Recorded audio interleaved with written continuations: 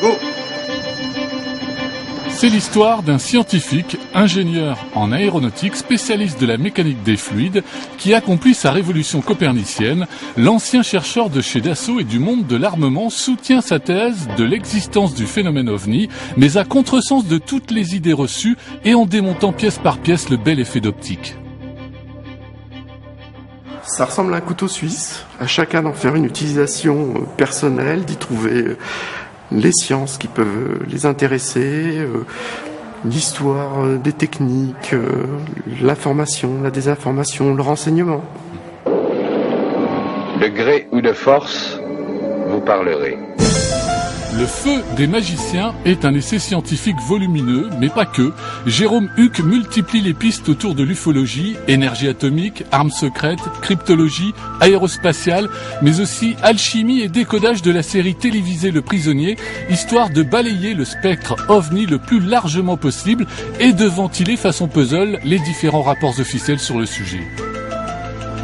Nous voulons des renseignements. En donnant implicitement à des organismes d'État liés à l'aéronautique, vous cautionnez quelque part potentiellement le fait que c'est un phénomène peut-être extraterrestre, implicitement.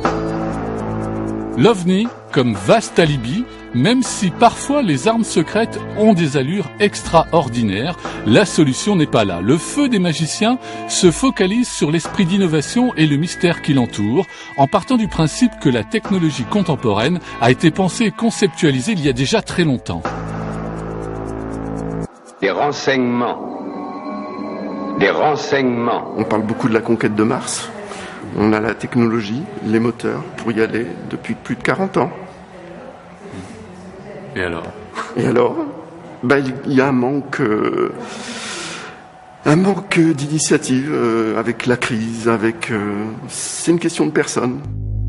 Jérôme a passé 2 ans à décrypter projets secrets et rapports budgétaires avec l'aide de chercheurs américains, russes et japonais pour détecter des réalisations techniques inconnues du grand public et des spécialistes. Une plongée dans le secret du secret avec l'énergie nucléaire au centre des investigations.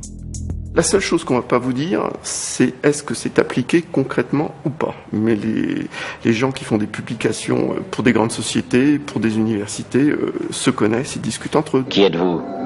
Je suis le nouveau numéro 2. Qui est le numéro 1 ? À la manière des savants d'avant la révolution industrielle qui cherchaient tous azimuts, Jérôme apporte sa solution scientifique à l'énigme des ovnis, grâce notamment à la symbolique alchimiste de la série Le Prisonnier, pour ainsi déboucher sur la fameuse transmutation des métaux. Vous partez de l'extraterrestre pour nous amener à l'extraordinaire d'une certaine manière. Tout à fait. Il y a un de mes voisins qui a dit « c'est mieux qu'Harry Potter ». Je ne suis pas un numéro, je suis un homme libre.